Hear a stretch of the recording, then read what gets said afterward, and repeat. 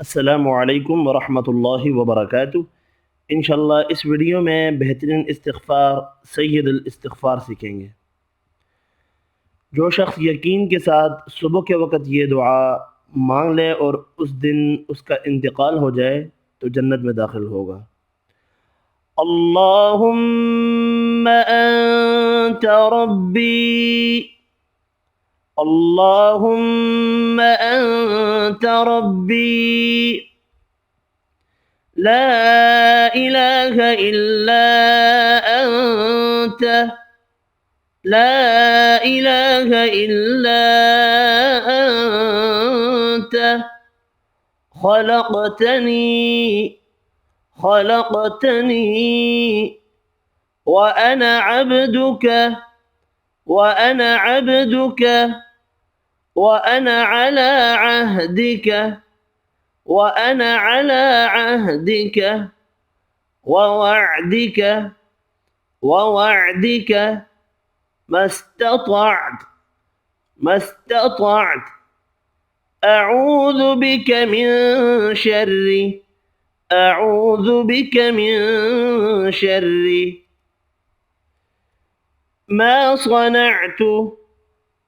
صنعت أبوء لك، أبوء لك بنعمتك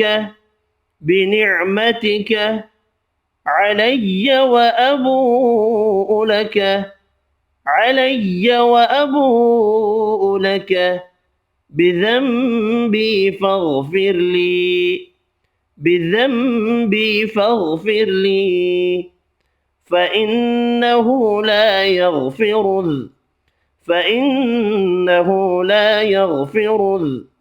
الذنوب إلا أنت، ذنوب إلا أنت.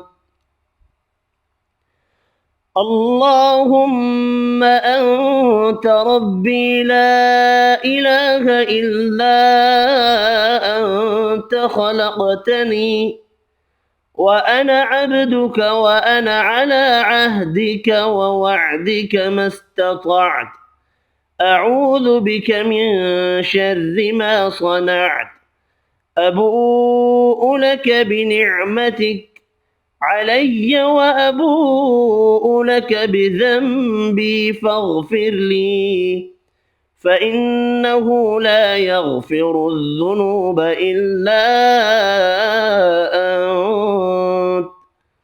एक मरतबा पढ़ना है ये।